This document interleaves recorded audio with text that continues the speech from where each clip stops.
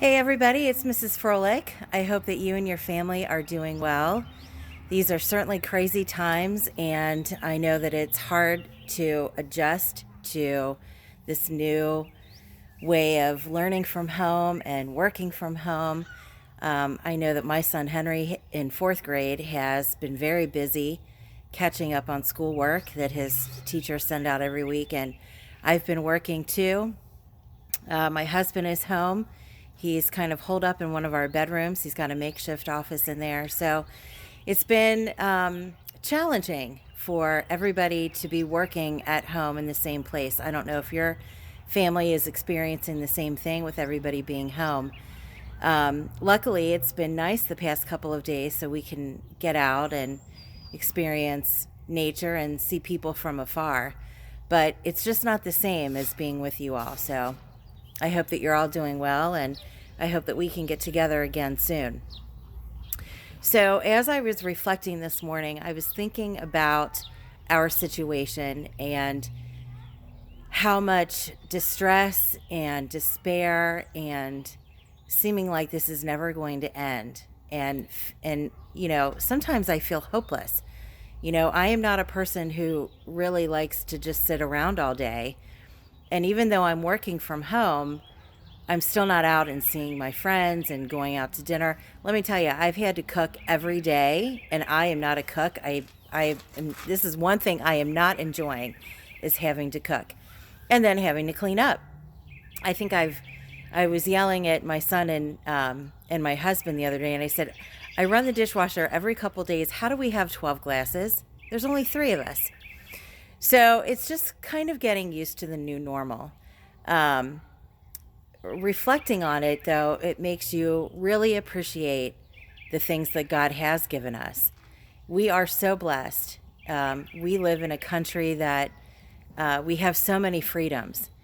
And yet, when we are forced to do things that we may not necessarily want to do, that can be hard to take. And we may not understand why. And the same was true for God's people. They didn't always understand. They didn't trust that Jesus was who he was. They didn't get it. And I think we can fall into that trap too. Sometimes we just don't get it. I am sure in all of this trauma and all of this, God's got a plan for us. We just don't know what it is yet. So, as I was reflecting on the readings this morning, so the Monday of Holy Week, the first reading is from Isaiah. And I just wanted to read you just a part of it. Thus says God the Lord, who created the heavens and stretched them out, who spreads out the earth with its crops, who gives breath to its people and spirit to those who walk on it. I, the Lord, have called you for the victory of justice. I have grasped you by the hand. I formed you and set you as a covenant of the people, a light for the nations, to open the eyes of the blind, to bring out prisoners from confinement, and from the dungeon, those who live in darkness.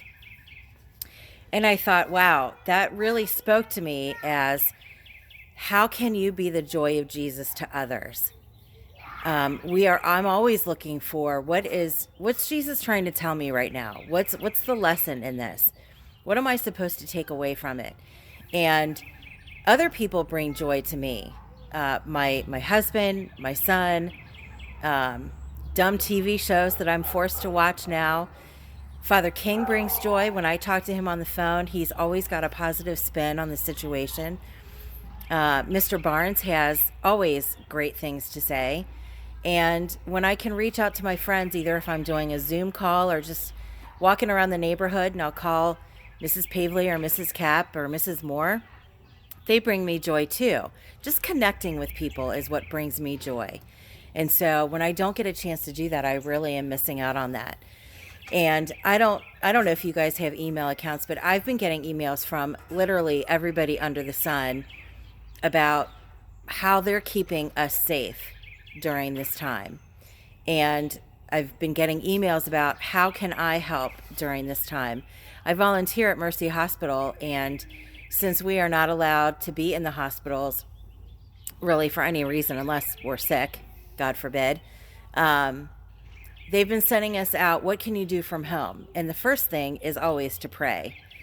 We always can lean on God and give him our sorrows and our troubles and our frustrations, but our joys too. We can send him all of that and he can guide us through that. Praying to the saints does the same thing. Whether you're preparing for confirmation or you have already received confirmation, you've chosen that special saint that you want to have as that special mediator in your life. So my challenge to all of you is make this Holy Week one to remember. It certainly is unlike any Holy Week we have ever experienced before. We are not allowed to gather together in church, but you can still go to church and visit. Jesus is always there in the tabernacle. See what you can do to be a joy to others. How can you help others? Even if it's just seemingly simple things in your family, like help your mom out with dinner or, make sure you're on top of your schoolwork. There's a lot of things that you can do at home. So here's my challenge to you is be that joy of Jesus, especially this week. We remember how he suffered and he died for us, but we know that there is hope. Easter Sunday masses might be canceled, but Easter isn't canceled. Jesus is always with us. Praying to him isn't canceled. So reach out to somebody and see how you can be their joy.